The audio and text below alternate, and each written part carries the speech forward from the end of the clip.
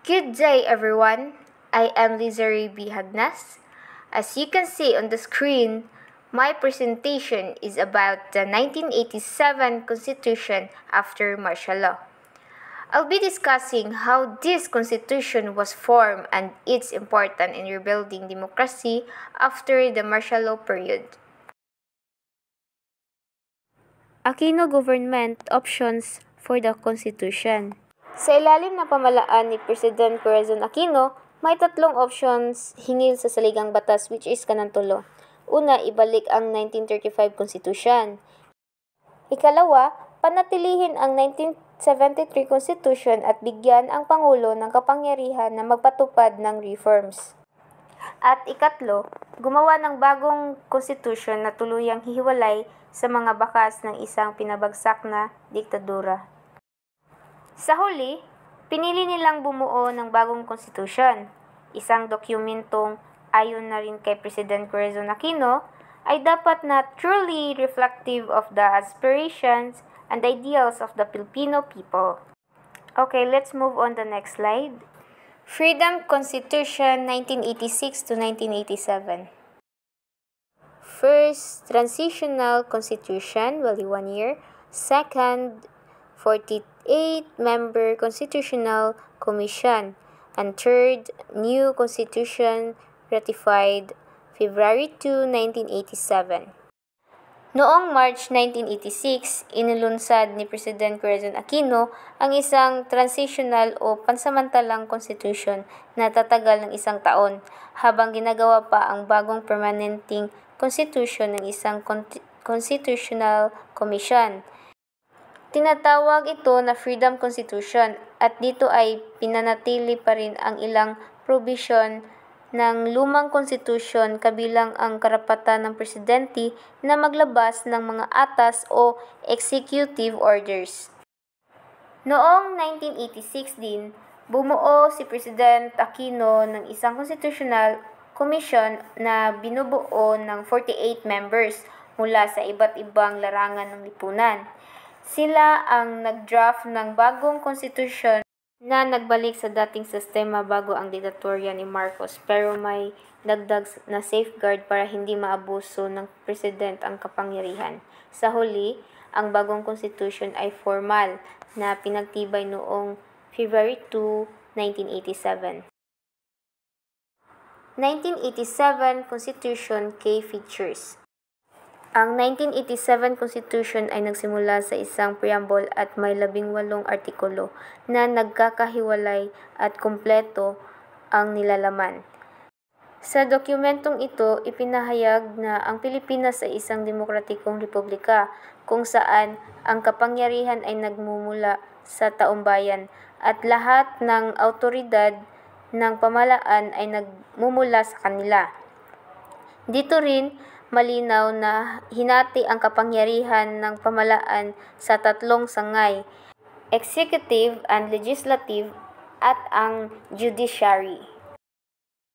Executive Branch 1987 Constitution.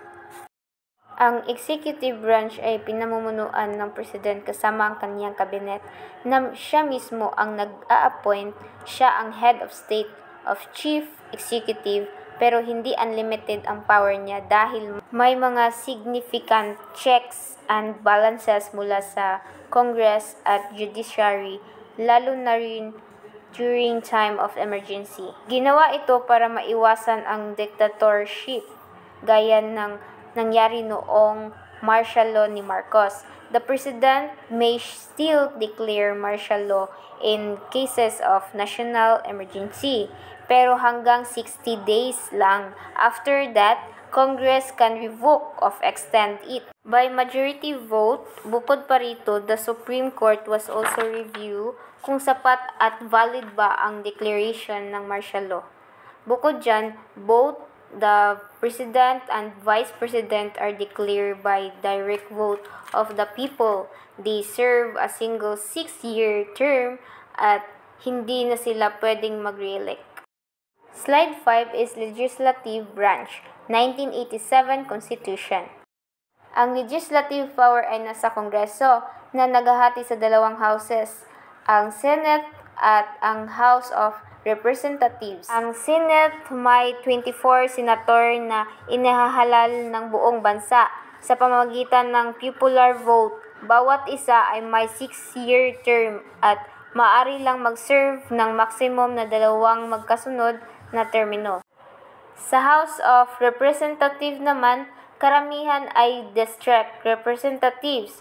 Sila ang kumakatawan sa kanilang geographic area at percent. Mayroong 234 legislative districts. Ang bawat representative ay may 3 years term. Kasama rin dito ang party list representative na ginagawa ng 1987 Constitution para mabigyan ng boses ang mga underrepresented sectors tulad ng labor, youth, or marginalized groups. Ang party list system ay pwedeng mag-occupy ng hanggang 20% na total seats sa House of Representatives. Sa slide 6 naman, Congress, powers, and limits. Aside from lawmaking, may isa pang exclusive power ang Congress, ang magdeklara ng war. Pero kailangan dito ng 2/3 vote mula sa parehong Senate at House Representative. Pero hindi absolute ang power ng Congress sa paggawa ng batas, kasi may check pa rin mula sa executive branch. The President can veto or stop a bill from becoming a law. Kung gusto ng Congress na ipasa pa rin ang bill kahit na veto na ng President, pwede nilang i-override ang veto kahit kailangan ulit ng 2/3 vote mula sa parehong houses. Slide 7. Judiciary 1987 Constitution. Ang Philippine court system ay binibigyan ng kapangyarihan ng judiciary. Ito ay binubuo ng Supreme Court at iba pang lower courts na nilikha sa pamagitan ng batas. Ang Supreme Court ay may 15 justices nga nasa screen na ina-appoint ng President. Pero hindi basta-basta kasi limitado ito sa list of nominees na galing sa Judicial and Bar Council. Kaya hindi na kailangan ng confirmation mula sa Congress. May kapangyarihan ang Supreme Court na dinggin on appeal ang mga kasong kinalaman sa constitutionality ng anumang batas, treaty o decree ng pamahalaan. Pwede rin itong dinggin ang mga kaso tungkol sa jurisdiction o judicial error at pati na rin ang mga kasong may mabibigat na parusa. Bukod pa rito, may original jurisdiction din ang mga Supreme Court sa mga kasong kinasasangkutan ng mga government official o international officials. At higit sa lahat, sila rin ang nag-oversee sa operation ng mga lower courts at sa kanilang mga personnel. Sa slide 8 naman, Independent Constitutional Commission. Bukod sa 3 sangay ng pamahalaan, nagtatag din ang 1987 Constitutions ng 3 Independent Constitutional Commission, which is nasa screen. Una, ang Civil Service Commission o CSC. Ito ang central agency na nagmamahala sa lahat ng government personnel, mula hiring hanggang sa standard ng serbisyong publiko.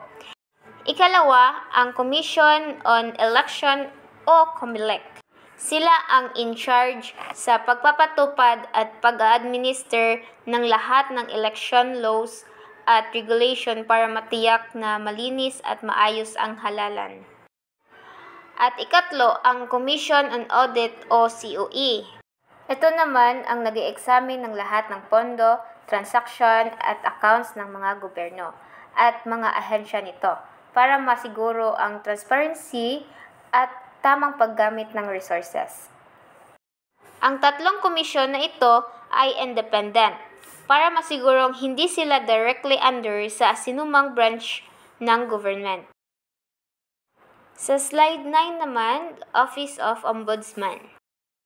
Para mas lalo pang mapalakas ang ethical at lawful conduct ng gobyerno, nilikha ang Office of the Ombudsman. Ang Ombudsman ang nag-iimbestiga ng mga reklamo laban sa public official, lalo na kung may kinalaman sa corruption, unlawful behavior o iba pang misconduct. Kung may sapat na ebidensya, pwede niyang kasuhan ang public official sa sandigang bayan. Isang special court na ginawa specifically para sa mga kaso ng graft and corruption sa gobyerno. And that would be the end of my presentation. Thank you so much, everyone.